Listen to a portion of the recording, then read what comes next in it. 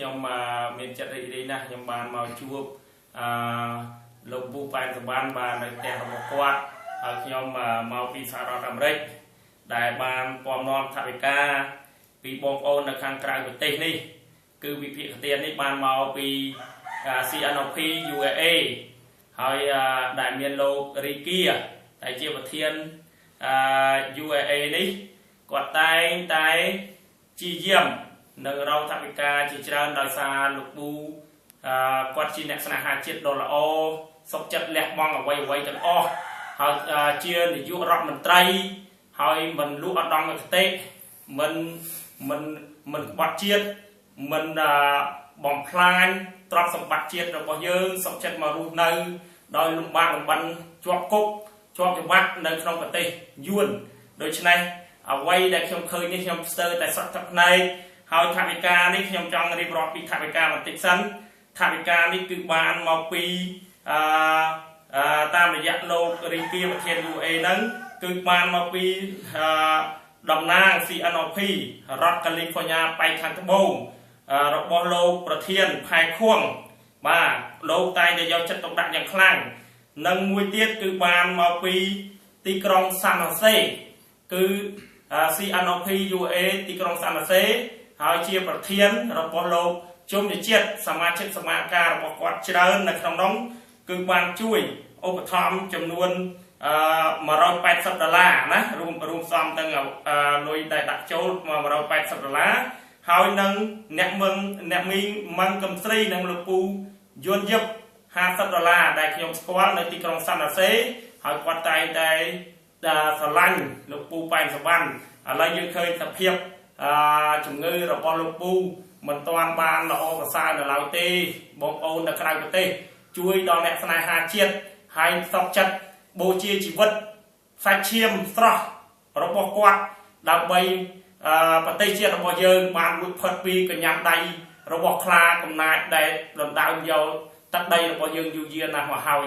ឥឡូវសូមបងប្អូនជួយថែមទៀតដើម្បីឲ្យគាត់បានជាសះស្បើយធូធានៅខែ6ខែទៀតប្រហែលជាគាត់អាចដើរបានតិចតាមដំណឹងពីកូនរបស់គាត់បានប្រាប់ខ្ញុំនិងគ្រូពេទ្យអញ្ចឹងខ្ញុំសូមអរគុណជាច្រើនថវិកាចំនួន$900ទាំងអស់បូកសរុបបាទបងប្រុសយកថវិកានឹងបង្ហាញតិចបាទ$900បងទៅខ្ញុំយកនេះខ្ញុំទុកគាត់អត់អីខ្ញុំទុកបានបាទយ៉ាងនេះបាទដាក់នៅមុខឲ្យគាត់ឃើញ$900នេះគឺជាថវិកាដែលខ្ញុំបានយកមកជូនគាត់ជាថវិកាស្រួយស្ដៅថ្នាំពេទ្យច្រើនណាស់ដែលត្រូវចំណាយអញ្ចឹងសូមបងប្អូនអ្នកស្នេហាជាតិទាំងអស់អ្នកស្រឡាញ់លទ្ធិជាតិតាបតៃឃើញគំរូដ៏ល្អដែលមេដឹកនាំដ៏ល្អដែលមិនលួចឧត្តមគតិគឺឯកឧត្តមប៉ែនសវណ្ណបាទយើងជួយគាត់